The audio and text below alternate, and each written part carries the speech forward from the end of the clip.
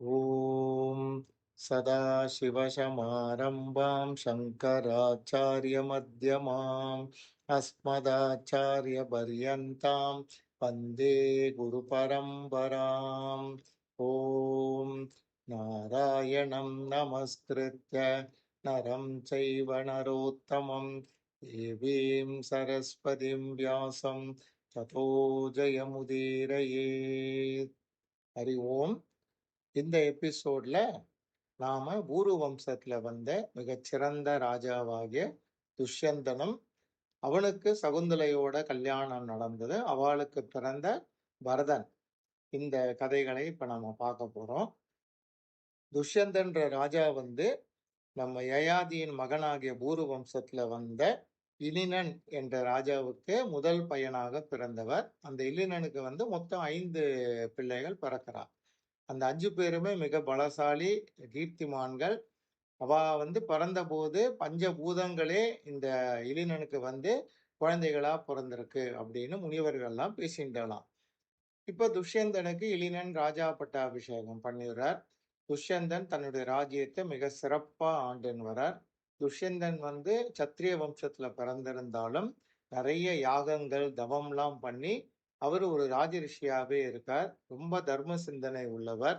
அவருடைய நாட்டுல எந்த காலத்திலயும் பசி, பட்டினி, பஞ்சம் இந்த மாதிரியான விஷயங்கள்லாம் நடந்ததே கிடையாது. நாடு எவ்வளவு செழிப்பா இருந்தது அப்படின்னா, நாட்டு மக்கள் தானியங்களுக்காக பூமியை உழ வேண்டிய அவசியமே கிடையாதாம். பூமி மாதா தானாவே தானியங்களை ஜனங்களுக்கு கொடுப்பாளாம். அதே மாதிரி தனமும் பொருட்களும் பூமியில தானா கிடைக்கும். யாரும் சுரங்கம்லாம் தோண்டி கஷ்டப்பட்டு தேட வேண்டிய அவசியமே கிடையாது. திருடர் பயமே அவருடைய ஆட்சி காலத்துல இருந்தது கிடையாது. மிக சக்தி வாய்ந்த ராஜா அவருடைய தேசத்தை ரொம்ப விரிவாக்கிட்டு ரொம்ப சிறப்பா ஆட்சி பண்ணி வந்துட்டு இருக்கார். அவருக்கு லட்சணை அப்படின்ற ஒரு பெண்ணோட கல்யாணம் ஆச்சு. அவளுக்கு பிறந்த குழந்தை ஜனமேஜயன்.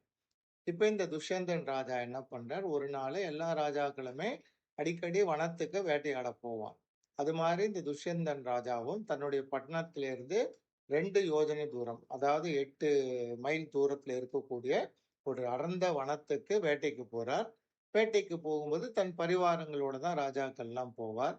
வேட்டைக்கு தன்னுடைய தேரில் ஏறி போன ராஜா மிக ஆக்ரோஷமாக அங்க இருக்கிற மிருகங்களை எல்லாம் வேட்டையாடுறார். அவர் தேருடைய சக்கரத்தின் சத்தத்தை கேட்டு அந்த வனமே அப்படியே நடுங்கறதான். இவர் அம்பு விடுறதுக்கு முன்னாடியே கொடிய மிருகங்கள்லாம் இவருடைய வேகத்தை பார்த்து பயந்து போயிடுதான். இப்படி அந்த காட்டுல மிக சிறப்பாக வேட்டையாடிண்டே வந்த ராஜா என்ன பண்றார், கொஞ்சம் தூரத்துல ஒரு அழகான ஒரு பர்ணசாலையை பார்க்கிறார். அந்த பர்ணசாலையோட வாசல் எப்படி இருக்குன்னா, ஒரு கோயில் வாசல்ல துவஜஸ்தம்பம் எவ்வளவு அழகா இருக்குமோ அந்த மாதிரி அழகா இருக்கு. அதை பார்த்த உடனே இந்த ராஜாவுக்கு தெரிஞ்சு விடுறது, அது கண்வர் என்று சொல்லப்பட்ட மிகச்சிறந்த தவத்தையே தவமாக கொண்ட ஒரு ரிஷியினுடைய ஆசிரமம் அப்படின்னு தெரிஞ்சுன்றார். சரி, நம்ம அந்த ஆசிரமத்துக்கு போலான்னு சொல்லிட்டு அந்த வனத்தை தாண்டி வரும்போது மாலினி நதின்னு ஒரு அழகான நதி வருது.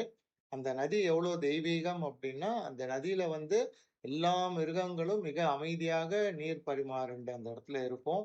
அதை சுத்தி நிறைய ரிஷிகள்லாம் இங்கே அங்கேயும் போயிட்டு இருப்போம்.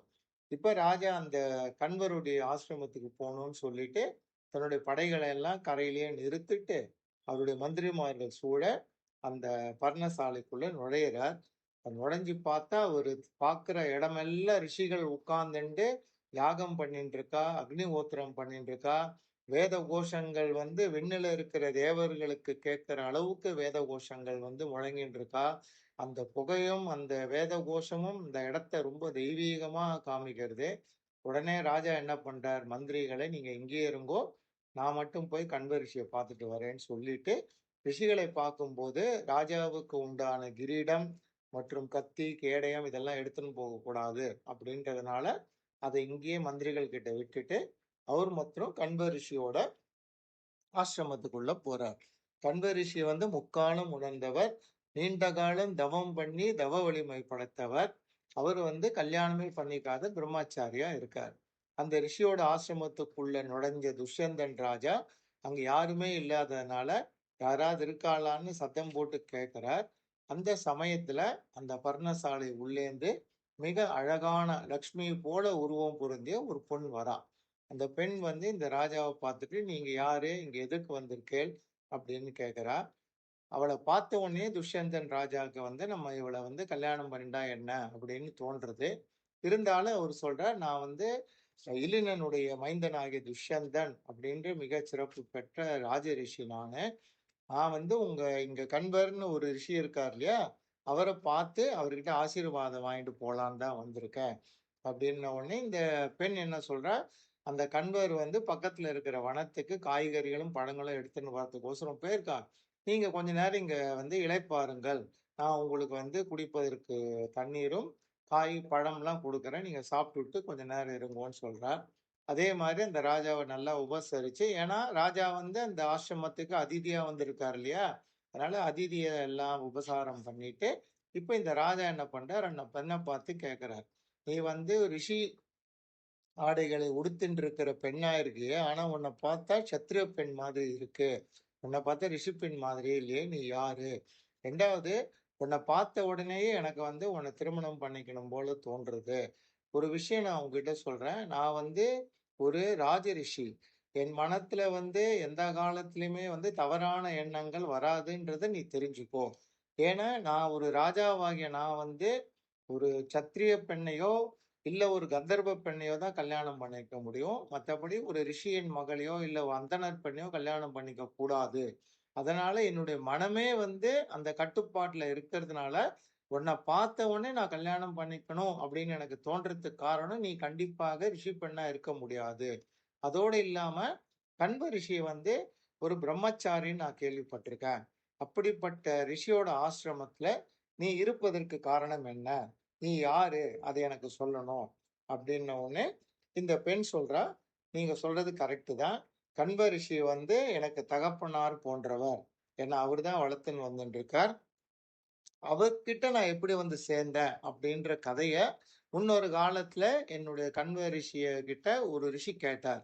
அத நான் காதால கேட்டத உங்ககிட்ட அப்படியே சொல்றேன். நான் சொல்வது எல்லாமே உண்மை அப்படின்னு சொல்லிட்டு, அந்த பெண் அவருடைய பேர் வந்து சகுந்தலை. அந்த சகுந்தலை என்ன பண்றா, அந்த ரிஷி கிட்ட கண்வ ரிஷி சொன்ன கதைய சொல்றார். முன்னொரு காலத்துல விஸ்வாமித்திரர் அப்படின்ற ரிஷி இருந்தார். விஸ்வாமித்திரர் நம்ம எல்லாருக்கும் தெரியும். அவர் ஒரு சத்திரியர். அவர் கொஞ்ச நாள் கழிச்சு பிரம்ம தேஜஸ் கிடைக்கணுன்ற காரணத்துக்காக மிக சிறந்த கடுமையான தவத்தை பண்றார். அந்த தவத்தினுடைய வேகத்தை பார்த்துட்டு தேவலோகத்துல இருக்கிற தேவர்களுக்கு எல்லாம் பயம் வந்துடுது. அதே மாதிரி இந்திரன் தன்னுடைய இந்திர பதவிக்கு ஆபத்து வந்து விட போகிறது அப்படின்னு சொல்லிட்டு அவன் என்ன பண்றான், தன்னுடைய சபையில இருக்கிற மேனகை என்ற அப்சரஸை கூப்பிட்டு, நீ எப்படியாவது பூலோகம் போய் இந்த விஸ்வாமித்திர ரிஷியோட தவத்தை கலைச்சிடணும். அப்படி பண்ணினாதான் என்னுடைய பதவி தங்கும் அப்படின்னு ஒரு வேண்டுகோள் வைக்கிறான். அப்போ மேனகை சொல்றா, அந்த விஸ்வாமித்திர ரிஷியனுடைய பெருமையும் அவருடைய கீர்த்தியும் எல்லாருக்குமே தெரிஞ்சது. அந்த ரிஷி மிகவும் கோபக்காரர் வேற. அவருக்கு கோபம் வந்தா அவர் என்ன பண்ணுவார்னே தெரியாது. அவருடைய கோபத்தை பத்தி உங்களுக்கும் தெரியும். அவருடைய சிறப்பு என்னன்னா, அவர் ஒரு வாட்டி அவர் ஸ்நானம் பண்ணணும் அப்படின்னு சொல்லிட்டு சேர்த்த தண்ணீரையே ஒரு மிகப்பெரிய ரிவரா மாத்திட்டாரு. அந்த நதியின் பேர் வந்து கௌசிக நதி அப்படின்னு இந்த காலத்திலயும் மிக புண்ணிய நதிகளில் ஒன்றாக கருதப்படுகிறது. அதோடு இல்லாம மாதங்கன் என்று சொல்லப்பட்ட திரிசங்கு என்ற ராஜாவுக்கோசரம் அவர் ஒரு மிகப்பெரிய யாகத்தை பண்ணி அந்த ராஜாவை வந்து இந்த தேகத்துடனேயே சொர்க்கத்துக்கு அனுப்புறதுக்கு முயற்சி பண்ணி அதுக்கு வந்து தேவர்கள் எல்லாம் வந்து அதுக்கு ஆட்சேபனை தெரிவித்ததுனால சொர்க்கத்துக்கு ஈடாக இன்னொரு தேவலோகத்தை சிருஷ்டிச்சு அந்த தேவலோகத்துல 27 நட்சத்திரங்களையும் உருவாக்கினார் அப்படின்ற பெருமையும் நீங்களும் கேள்விப்பட்டிருக்க, நானும் கேள்விப்பட்டிருக்கேன். அப்படிப்பட்ட ரிஷிகிட்ட என்னை அனுப்புறீங்களே, அதனால எனக்கு கண்டிப்பாக ஏதாவது ஆபத்து நடக்கும். நீங்க எனக்கு 2 வரம் கொடுத்தேன்னா நான் நீங்க சொன்னது காரியத்தை செய்யறேன் அப்படின்ன உடனே இந்திரன் சொல்றான், அது என்ன விஷயம்னு உடனே இந்த மேனகை சொல்றா, நான் அந்த ரிஷியின் மூலமாக எனக்கு எந்த விதமான ஆபத்தும் வரக்கூடாது. அது உங்க பொறுப்பு. 2வது, நான் அந்த ரிஷியை வந்து தவத்தை கலைக்க செய்ய போற வேலையில மன்மதனும் வாயு பகவானும் எனக்கு ஹெல்ப் பண்ணணும் அப்படின்னு சொன்ன உடனே இந்திரன் அப்படியே ஆகட்டும் அப்படின்னு மேனகைக்கு உத்தரவு கொடுக்குறான். மேனகை வந்து இந்திரனை வணங்கிட்டு கீழே வரா. ஜபம் பண்ணிட்டு இருக்கிற விஸ்வாமித்திர ரிஷியை பார்த்து அவரை வணங்கி விட்டு மேனகை என்ன பண்றார், டான்ஸ் ஆட ஆரம்பிக்கிறார்.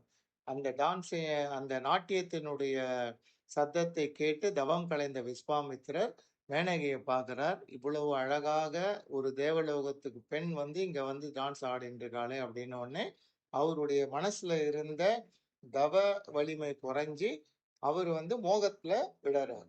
மோகத்துல விழுந்த விஸ்வாமித்திரர் மேனகையை வந்து தன்னோட கல்யாணம் பண்ணிக்கும்படி கேட்டுக்கொண்டதுக்கு மேனகியும் இணங்குறா. அத 2 பேரும் என்ன பண்றா, அந்த வனத்துல வந்து உல்லாசமா சுத்தின்னு இருக்கா.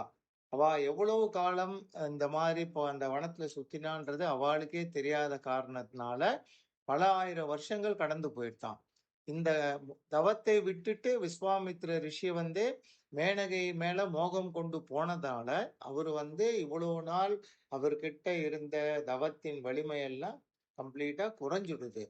இப்ப மேனகை என்ன பண்றா, தன் வந்த காரியத்தை சீக்கிரமா முடிச்சுட்டு நம்ம தேவலோகம் போகணும் அப்படின்னு நினைச்சிட்டு இருக்கும் போது ஒரு நாள் சாயந்தரம் விஸ்வாமித்திர ரிஷி என்ன சொல்றார் மேனகை கிட்ட, நான் ஜலத்துல போய் கால் அலம்பிண்டு வந்துடுறேன், நீயும் இரு, நம்ம 2 பேரும் வந்து திருமணம் செய்து கொள்ளலாம் அப்படின்னு சொல்லிட்டு அந்த மாலினி நதியில போய் அவர் காலை அலம்புறார். சாதாரணமா இந்த ரிஷிகளுக்கு வந்து ஒரு சக்தி உண்டு. அவ வந்து தவம் பண்ணி நிறைய சக்தி பெற்றதுனால அவ எப்பவுமே ஆகாசத்துல தான் வந்து நடமாடிட்டு இருப்பா. அவளுடைய பாதம் வந்து பூமியிலேயே படாது.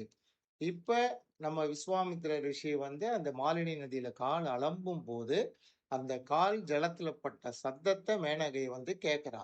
அப்போ மேனகைக்கு தெரிஞ்சு விடுது, இந்த முனி வந்து தவத்தை விட்டு விட்டு என் மேல் மோகம் கொண்டு வந்ததுனால இவருடைய தவ வலிமை வந்து சீனமாயிடுத்து அப்படின்னு சொல்லிட்டு அவளும் அந்த விஸ்வாமித்திரர் பின்னாடியே போறா.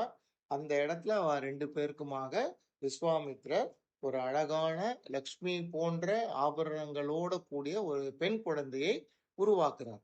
உடனே விஸ்வாமித்திரருக்கு தான் இவ்வளவு வருஷ காலங்கள் இந்த மோகத்துல ஈடுபட்டு தன்னுடைய தவத்தையே விட்டுட்டோமே அப்படின்றது தெரிய வருது. மறுபடியும் தன் தவ வலிமையை பெருக்குவதற்காக விஸ்வாமித்திரர் இமயமலை சாரலுக்கு கிளம்பி போயிடுறார். இப்ப மேனகை தேவலோகத்துக்கு திரும்ப வேண்டிய நேரம் வந்துடுத்து. அவளால இந்த பூலோகத்து குழந்தையை எடுத்துன்னு அங்க போக முடியாது. அதனால மேனகை என்ன பண்றா, அந்த குழந்தை கிட்ட, நீ வந்து ராஜரிஷியாக விஸ்வாமித்திரனால் உண்டான பெண், உன்னை வந்து நான் என்னுடைய லோகத்துக்கு எடுத்துன்னு போக முடியாது. அதனால நான் இந்த மாலினி நதிக்கரையில இருக்கிற புதர்லயே உன்னை விட்டுட்டு போறேன் அப்படின்னு சொல்லிட்டு அந்த குழந்தைய அங்கேயே விட்டுட்டு அவ தேவலோகம் போயிடலாம்.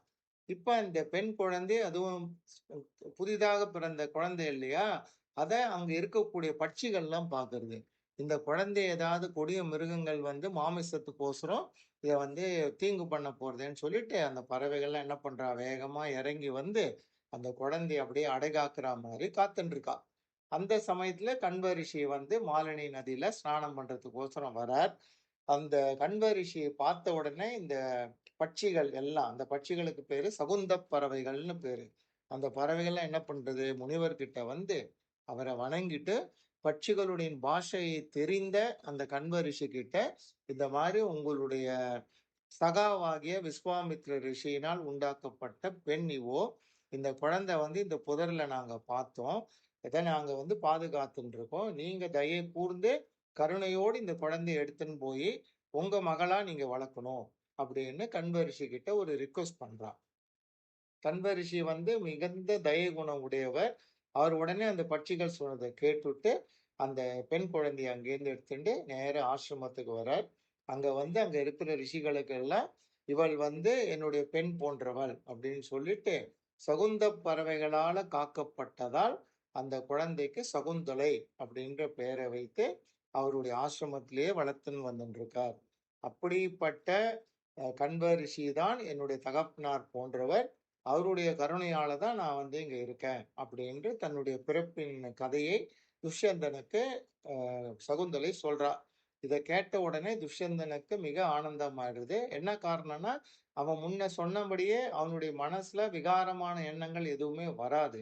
அவ வந்து இந்த பெண் கண்டிப்பா ஒரு சத்திர பெண்ணா இருக்கணும்னு நினைச்சுதான் இல்லையா, அது இப்போ உண்மைன்னு ஆன உடனே உடனடியா அவன் என்ன சொல்றான், அப்படி என்றால் நீ என்னை உடனடியா கணவனா வந்து ஏத்துக்கோ, நான் உன்னை மனைவியா எடுத்துட்டு என்னுடைய ராஜ்யத்துக்கு உன்னை ராணியா ஆக்கிடுறேன் என் செல்வங்கள்ல இனிமேட்டு உன்னுடைய செல்வம் தான். நீ அத சந்தோஷமா அனுபவிக்கலாம்.